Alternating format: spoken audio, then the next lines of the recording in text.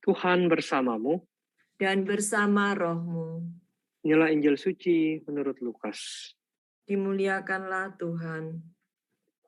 Sekali peristiwa, Yesus yang penuh dengan Roh Kudus kembali dari sungai Yordan, lalu dibawa oleh Roh Kudus ke padang gurun. Di situ ia tinggal 40 hari lamanya dan dicobai iblis. Selama di situ, Yesus tidak makan apa-apa. Dan sesudah waktu itu ia lapar. Lalu berkatalah iblis kepada Yesus, "Jika engkau anak Allah, suruhlah batu ini menjadi roti." Jawab Yesus kepadanya, "Ada tertulis, manusia hidup bukan dari roti saja." Kemudian iblis membawa Yesus ke suatu tempat yang tinggi, dan dalam sekejap mata ia memperlihatkan kepada Yesus semua kerajaan dunia. Kata iblis kepadanya, "Segala kuasa itu serta kemuliaannya akan kuberikan kepadamu, sebab semuanya itu telah diserahkan kepadaku. Dan aku akan memberikannya kepada siapa saja yang ku kehendaki. Maka kalau engkau menyembah aku, seluruhnya itu akan menjadi milikmu." Tetapi Yesus berkata kepadanya, "Ada tertulis, engkau harus menyembah Tuhan Allahmu, dan hanya kepada Dia sajalah engkau harus berbakti." Kemudian iblis membawa Yesus ke Yerusalem dan menempatkan dia di bubungan bait Allah, lalu berkatalah kepadanya, "Jika engkau anak Allah, jatuhkan dirimu dari sini ke bawah. Sebab ada tertulis mengenai engkau, Allah akan memerintahkan malaikat-malaikatnya untuk melindungi engkau di atas tangannya, supaya kakimu jangan terantuk pada batu." Yesus menjawab kepadanya, "Ada firman, jangan engkau mencobai Tuhan Allahmu." Sesudah mengakhiri semua percobaan itu, iblis mundur dari Yesus dan menunggu waktu yang baik. Demikianlah sabda Tuhan. Pujilah Kristus.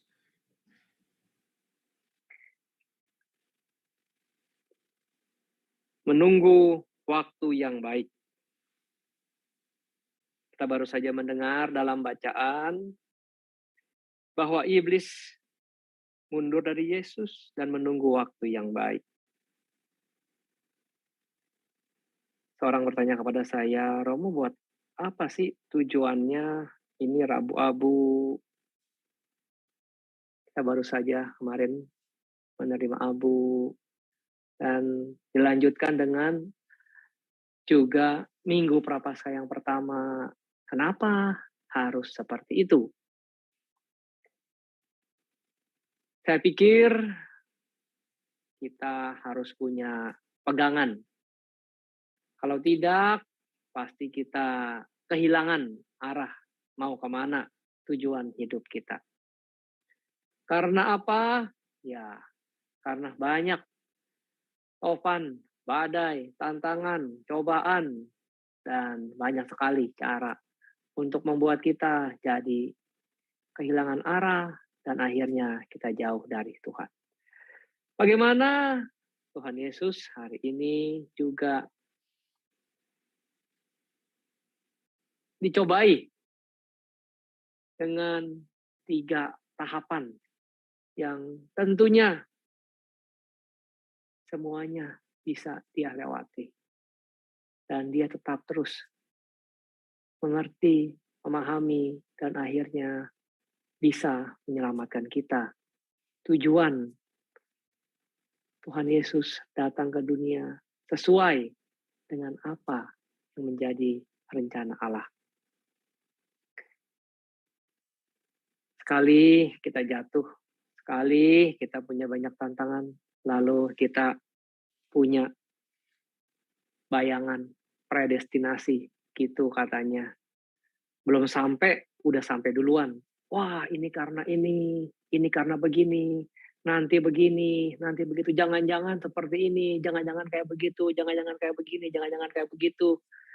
Banyak sekali pikiran, perkataan orang lain, bacaan kita, apa yang kita dengar, apa yang kita lihat, kadang-kadang membuat kita jadi, oh iya ya, nanti pasti begini, bisa seperti ini, bisa begitu. Ini mungkin teorinya begini. Banyak sekali yang membuat kita akhirnya bingung dan kehilangan arah.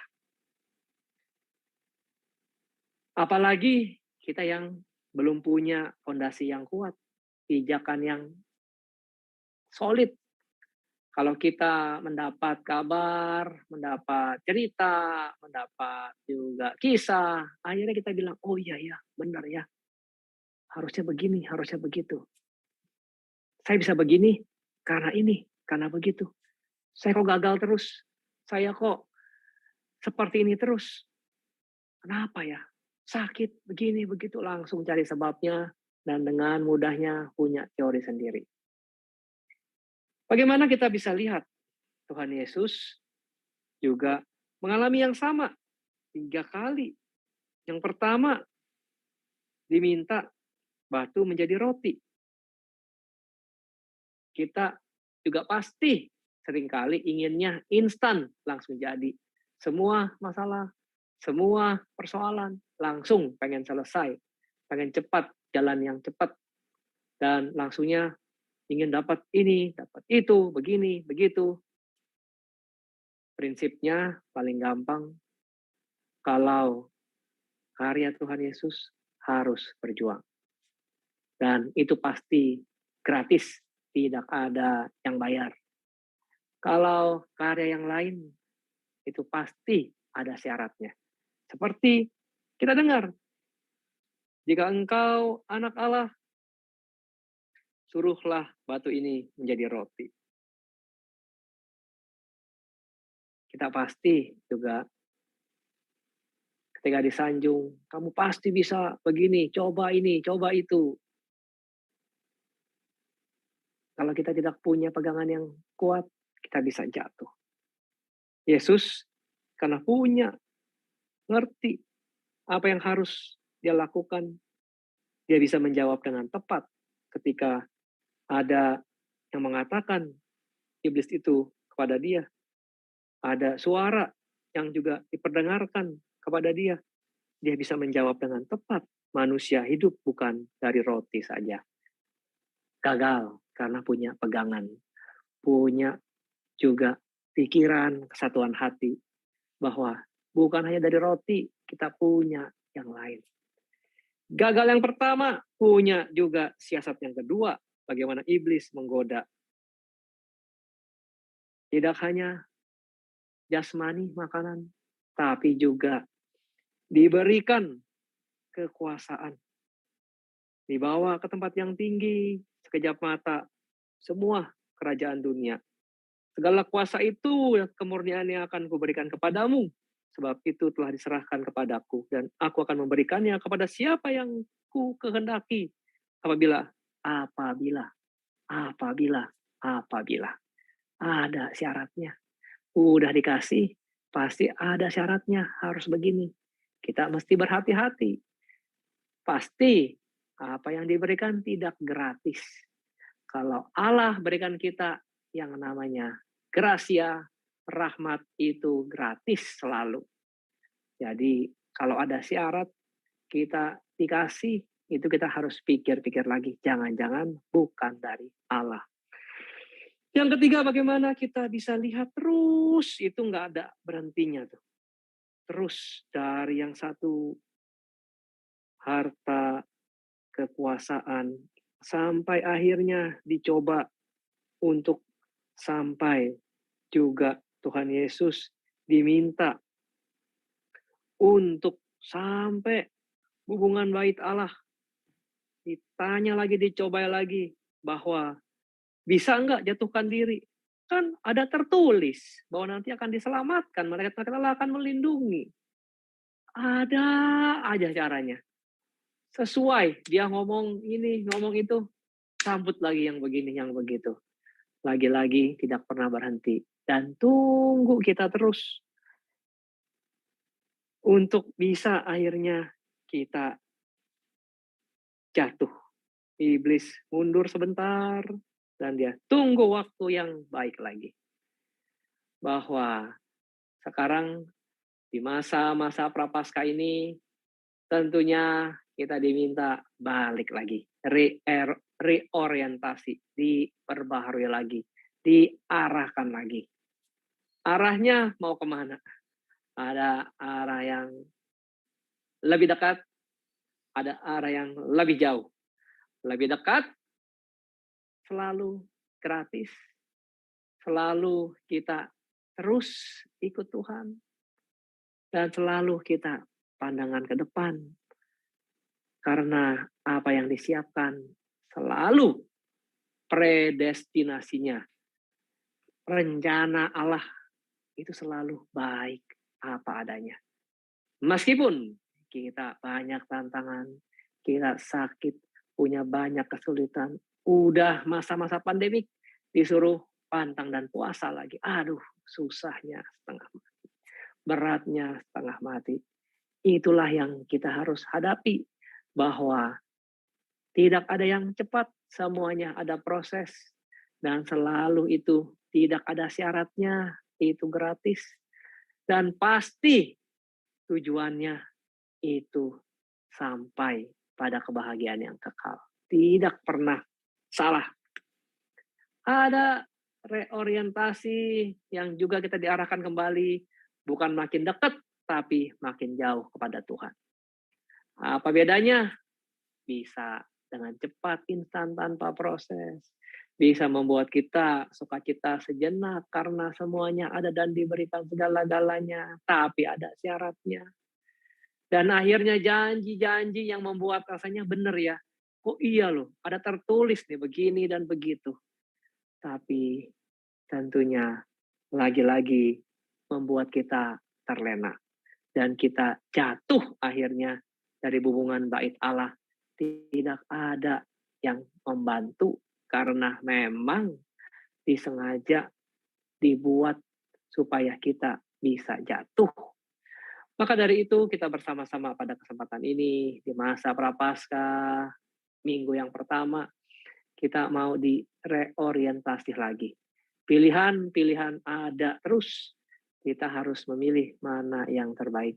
Jangan sampai kita dipengaruhi, dimasuki kesempatan ini karena dia selalu menunggu kita supaya kita lengah, supaya kita juga akhirnya bisa diarahkan bukan makin dekat tapi makin jauh dengan Tuhan.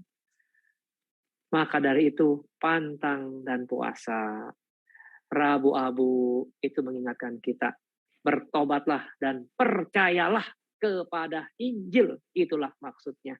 Kita terus, kadang-kadang kita belok yang salah, kita harus putar lagi. Kadang-kadang kita jatuh, kita harus bangkit lagi. Kadang-kadang kita pikiran kosong, kita bingung mau kemana, kita diarahkan lagi. Dengan diingatkan lagi, ditandai lagi bahwa kita ini diminta kembali mengarahkan, bertobatlah dan percayalah kepada Injil, jangan percaya kepada yang lain. Dan terus wujud nyatanya, sarananya kita mau reorientasi, diarahkan kembali, kita mau bertobat dekat dengan Tuhan, kita juga mau berkorban. Kita mau ikut Tuhan. Kita mau juga disalibkan bersama dengan Tuhan. Karena dia telah menebus dosa-dosa kita. Ada ketika kita lemah, ketika kita jatuh, ketika kita sakit. Teman yang mengatakan untuk menghibur, menguatkan teman yang lain. Ingat saja, jangan lupa ketika kita sakit pun, di masa-masa yang sulit pun, kita nggak pernah dan jangan pernah lupa. Selalu ingat, Tuhan Yesus pasti lebih sakit. Tuhan Yesus pasti lebih sulit untuk bisa melewati juga penderitaannya untuk menyelamatkan kita. Masa kita begini saja tidak bisa? Bagaimana Tuhan Yesus memberikan teladan kepada kita. Dia melewati satu persatu cobaan, tantangan, pikiran, ya kan.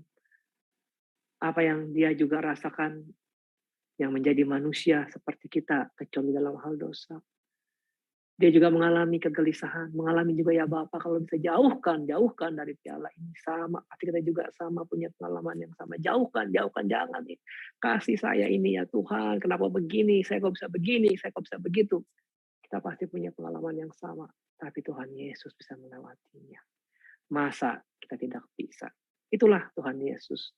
Memberikan teladannya bahwa kita pun yang sudah ditolong, sudah diselamatkan, dibantu, masa kita diam saja. Bahkan kita malah lebih jauh, cuek saja, kita kabur, kita nggak mau ikut, kita nggak mau bergabung, kita nggak mau diajak untuk juga di masa-masa prapaskah ini kita belajar lagi, dituntun lagi untuk bisa dekat kepada Tuhan.